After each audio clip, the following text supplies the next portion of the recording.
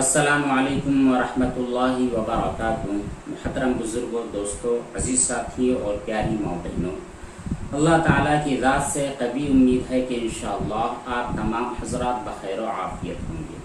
ہم اپنے سوالات اور ان کے جوابات کی نشست کو شروع کرتے ہوئے آج کی مجلس میں انشاءاللہ چند سوالوں کے جوابات پیش کریں گے۔ آپ ان تمام سوالوں اور ان کے جوابات کو خوب غور سے سنیں، سمجھ لیں کہ کیا کہا گیا ہے اور اس کے مطابق عمل کریں۔ سب سے پہلا سوال ایک صاحب نے کیا ہے، کہتے ہیں مفتی صاحب، ایک خاتون کا سوال ہے، کہتی ہیں کہ شوہر کی کمائی اگر حرام ہو، جیسے کہ شوہر میچ پر بیٹ لگاتا ہے یا اس طرح کی کوئی حرام کمائی ہے جو اپنے گھر میں آتی ہے، پھر اگر ہمارے میکے کے کوئی رشتہ دار ہمارے گھر پر آتے ہیں اور وہاں پر ہم انہیں کھانا وغیرہ کھلاتے ہیں تو کیا گناہ ہوگا؟ اس کے بارے میں بتلائیں۔ گھر والوں پر گناہ ہوگا یا کیا؟ جی دیکھیے، حرام کمائی ہر انسان کے لیے، ہر مومن کے لیے حرام ہے، چاہے وہ خود کمانے والا ہو یا پھر اپنے گھر والوں کو کما کر کھلاتا ہو۔ اس لیے آپ ان کی دینی تربیت کا اہتمام کریں، انہیں جماعت میں بھیجیں، علماء کی نشست میں اور علماء کی خدمت میں جانے کی ہدایت کریں۔ انشاءاللہ وہ اپنے اس کاروبار سے باز آ جائیں گے۔ کمائی کے سلسلے میں ایک بات سمجھ لیں کہ اگر 100% حرام کمائی ہے تو پھر اس سے بچنا انتہائی ضروری ہے۔ آپ کوئی طریقہ اپنائیں کہ ان کی کمائی آپ کے کھانے اور استعمال کیے جانے والے کاموں میں نہ آ سکے۔ ان کی دینی تعلیم و تربیت کیجیے، اگر ایسا ممکن نہیں ہے تو ان کا کوئی اچھی جگہ جاب وغیرہ لگوائیے، اللہ تعالیٰ سے خاص طور سے دعا کیجیے۔ اگر آپ کے میکے کے لوگ وہاں پر آتے ہیں یا پھر آپ وہاں پر کھا رہے ہو تو پھر وہ جو حرام کمائی ہے اس سے بچتے ہی ہوئے ان کی مان لیجیے 50% حلال ہے اور 50% حرام کمائی ہے، تو ایسی صورت میں جو حلال کمائی ہے وہاں سے گھر کے خرچ اور وغیرہ خرچ کے لیے استعمال کرے، مہمانوں کے کھانے پینے کا انتظام اسی رقم میں سے کیا کرے جو کہ حلال ہو۔ لیکن اگر آپ انہیں حرام کھلا رہے ہیں، انہیں اطلاع بھی نہیں دے رہے ہیں کہ ہمارے یہاں پر جو کھانا ہے یہ حلال نہیں ہے، تو ایسی صورت میں آپ پر اس کا وبال اور گناہ ہوگا۔ اگلا سوال ایک صاحب کا ہے، کہتے مفتی صاحب، سوال یہ ہے کہ گھر کے باہر روڈ بارش ہونے کی وجہ سے پورا گیلا ہو چکا ہے، میری جو چپل تھی وہ ناپاک تھی، اب میں نے وہ چپل باہر اتار دی تھی، لیکن پانی آنے کی وجہ سے میری چپل دھل گئی اور وہ پانی سب طرف پھیل گیا ہے۔ اب مجھے شک ہو رہا ہے کہ پتہ نہیں کتنے لوگ وہاں پر آئے گئے ہوں گے اور میری نجاست جو چپل میں تھی وہ نجاست کتنے لوگوں کے چپل میں اور ان کے پیروں میں لگ گئی ہوگی، کہاں پر وہ پھیل گئی ہوگی، تو اب میں کیا کروں؟ دیکھیے، اس طرح اگر آپ سوچ کر زندگی گزارو گے تو جینا ہی مشکل ہو جائے گا۔ سمپل اصول یہ ہوا کرتا ہے کہ جہاں پر نجاست کا یقین ہو جائے، اگر کوئی آدمی اس روڈ سے آپ کے گھر میں آ رہا ہے اور اس کے پیر میں نجاست ظاہری طور پر لگی ہے اور وہی نجاست آپ کے گھر میں پھیل گئی ہے، تو ایسی صورت میں وہ جگہیں جہاں پر نجاست لگی ہے ناپاک سمجھی جائے گی، ورنہ یوں ہی ہر آنے جانے والے کے بارے میں آپ شک کرتے رہیں، اپنی نجاست کے کہاں پر ٹرانسفر ہو چکی ہے اس کے بارے میں غور و فکر کرتے رہے تو واقعتاً یہ اذیت ناک تکلیف ہوگی۔ یہ اس طرح خیالات میں آپ کو پڑنا نہیں چاہیے۔ اگلا سوال ایک خاتون نے کیا ہے، کہتی ہیں کہ السلام علیکم مفتی صاحب، اللہ تعالیٰ آپ کو جزائے خیر دے، آمین۔ مفتی صاحب، میرا سوال یہ ہے کہ وسوسوں کے واش روم کے اندر ہی ہمارا بیسن ہوتا ہے، کیا ناپاک ہاتھ دھونے کی وجہ سے ناپاک ہاتھ دھونے کے وقت بسم اللہ پڑھنا چاہیے یا نہیں؟ واش روم کے اندر تو آپ کو بسم اللہ نہیں پڑھنا ہے۔ عام طور پر ہمارے یہاں کے جو واش روم ہے وہ اٹیچ ہوتے ہیں، وہاں پر باتھ روم بھی ہوتا ہے اور بیت الخلاء بھی ہوتی ہے اور جو واش بیسن وغیرہ ہوتے ہیں وہ بھی وہاں پر ہوتے ہیں، تو بسم اللہ آپ کو واش روم داخل ہونے سے پہلے پڑھ لینا ہے، اندر جانے کے بعد آپ کو نہیں پڑھنا ہے۔ اور ویسے بھی ہاتھ دھوتے وقت بسم اللہ پڑھنا باتھ روم میں ہوتے ہوئے کوئی ضروری نہیں ہے۔ दूसरा सवाल इनका ये है कि मुफ्ती साहब, मेरे जो हस्बैंड है उन्हें अंडर एरिया एक एलर्जी बीमारी है। हम बिस्तरे के बाद मैं तो फ़ौरन गुस्ल कर लेती हूँ, लेकिन मेरे शौहर रात में गुस्ल नहीं करते, सुबह में उठने के बाद गुस्ल करते हैं। लेकिन अब मुझको ये वहम खाया जा रहा है कि पता नहीं अब रात में मेरे शौहर का हाथ कहाँ गया होगा, नजासत को लगा होगा, नापाकी को लगा होगा, फिर वही हाथ बिस्तर को, मेरे बदन को, बालों को और कहाँ टच हुआ होगा। तो ऐसी सूरत में मैं क्या करूँ? क्या मुझे दोबारा गुस्ल करना होगा या फिर मेरे वो तमाम आज़ा जहाँ जहाँ पर उनके हाथ लगे हैं नापाक समझे जाएंगे?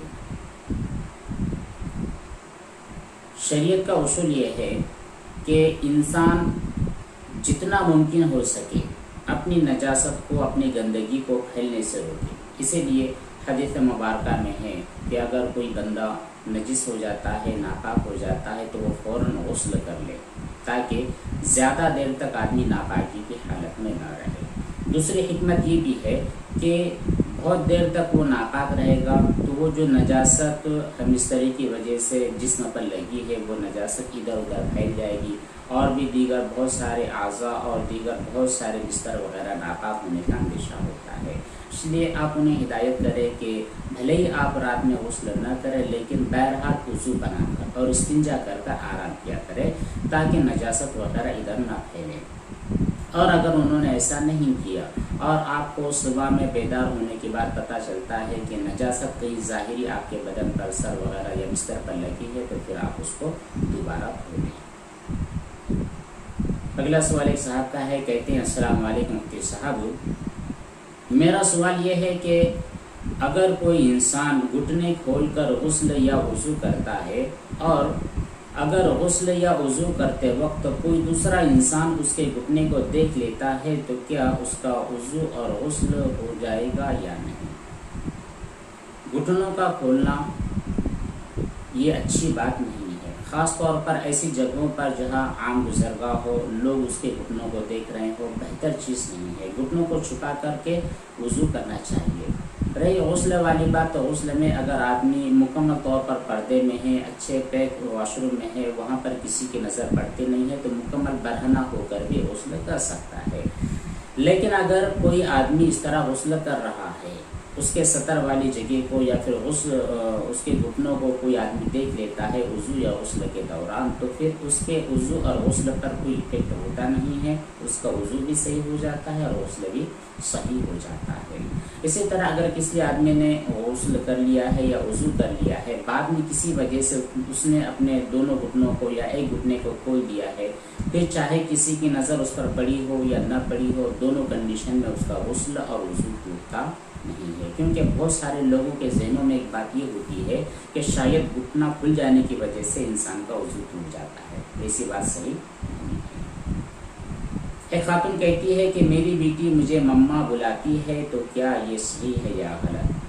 इस्लामी तालीमात और आदाब का तकाजा ये है कि जो यहूद व नसारा के अल्फाज है, उनकी जो तहज़ीब है, उनका जो तमद्दुन है, वो हम ख़त्म करते, इस्लामी तालीमात को आम करें। बच्चों को भी दीनी तालीम व तरबियत दे, उन्हें समझाए कि बेटा अम्मी को मम्मी और मम्मा कहना सही नहीं है, अम्मी को अम्मी जान, वालिदा कहें, माँ कहें।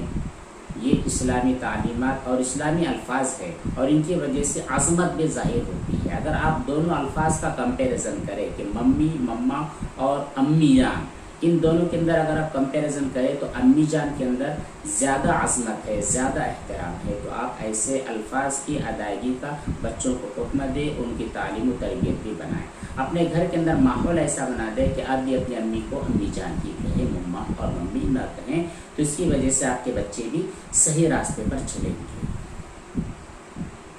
मोहम्मद साहब का सवाल है, कहते हैं कि मुफ्ती साहब ये बता दें कि ज़मीन पर जो धूल होती है और बारीक बारीक जो कंकर हुआ करते हैं, जो कि बिल्कुल दिखते तो है और चलते हुए पैरों पर महसूस भी होते हैं, फिर ज़मीन पर कोई नजासत गिर जाती है या ज़मीन नापाक हो जाती है या ज़मीन पर नापाक पानी गिर जाता है और खुश्क हो जाता है, तो क्या ये ज़मीन की जो धूल थी और बारीक कंकर थे वो पाक हो जाते हैं? जी बिल्कुल पाक हो जाते हैं। ये भी ज़मीन के हुक्म में ही है। اگر پانی گر گیا ہے یا پھر پانی نہیں گرا، بس یوں ہی دھوپ اور ہوا کی وجہ سے اس قدر سوکھ گیا ہے کہ اب اس پر نجاست کا کوئی بھی اثر نہیں ہے، تو یہ زمین ایسے کنکر والی زمین بھی پاک ہو جائے گی، باقاعدہ دھونا اس کو ضروری نہیں ہوگا۔ اگلا سوال سعد صاحب نے کیا ہے، کہتے ہیں کہ مفتی صاحب میرا سوال یہ ہے کہ غسل کے وقت ناک میں پانی کتنی مرتبہ ڈالنا چاہیے؟ میں 10 سے 15 مرتبہ پانی ڈال دیتا ہوں، لیکن پھر بھی لگتا ہے کہ ناک اچھی طرح صاف نہیں ہوئی ہے، اتنی دفعہ پانی ڈالتا ہوں کہ مجھ کو چھینک آنی شروع ہو جاتی ہے، تو ایسی صورت میں کیا کروں؟ دیکھیے، اگر ہم شریعت کے اصولوں پر عمل کریں گے تو اس طرح کی تکلیفوں سے ہم انشاءاللہ ضرور بچ جائیں گے۔ حدیث مبارکہ میں ہے کہ آپ پانی کا جو شیطان ہوتا ہے جس کو ولہان کہا جاتا ہے، اس سے بچو۔ اس سے بچنے کی ترکیب اور طریقہ یہ ہے کہ جو مستحب اور سنت اعمال ہے انہی پر آپ اکتفا کریں۔ حدیث مبارکہ ہے کہ اگر کوئی بندہ 3 مرتبہ وضو کرتا ہے، مطلب یہ ہے کہ تمام کام 3 مرتبہ کرتا ہے، کلی 3 مرتبہ، ناک میں پانی 3 مرتبہ، دونوں ہاتھوں کو 3 مرتبہ، اسی طرح دونوں پیروں کو اور چہرے کو 3 مرتبہ دھونا، اور سر کا مسح 1 مرتبہ مکمل طور پر کر لینا۔ اگر کوئی آدمی یہ کرتا ہے اور چھوڑ دیتا ہے تو 100% اس کا وضو صحیح ہو جاتا ہے۔ تو دیکھیے، آپ یہ جو 10، 15، 20 مرتبہ دھو رہے ہیں، یہ شریعت سے تجاوز کر رہے ہیں، شریعت کو اپنے پیچھے چھوڑ دے رہے ہیں، اور اپنے جو خیالات ہیں، اپنا جو وہم ہے، اس پر عمل کرنے کی کوشش کر رہے ہیں۔ جب آپ ایسا کرو گے تو یقینی طور پر آپ سخت تکلیف میں مبتلا ہو جاؤ گے، اس لیے آپ ہرگز ایسا نہ کریں۔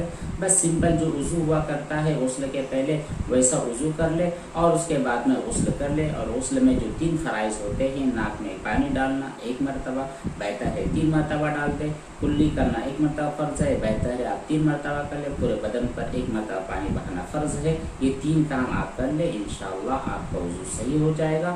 پھر بعد میں چاہے جتنے بھی وہم ہو، جتنے بھی وسوسے ہوتے رہے، جتنے بھی خیالات پیدا ہوتے رہے، آپ ان کو تھرو کر کے ان کے اوپر بالکل آپ کو عمل کرنا نہیں ہے، ان کے بارے میں سوچنا بھی نہیں ہے۔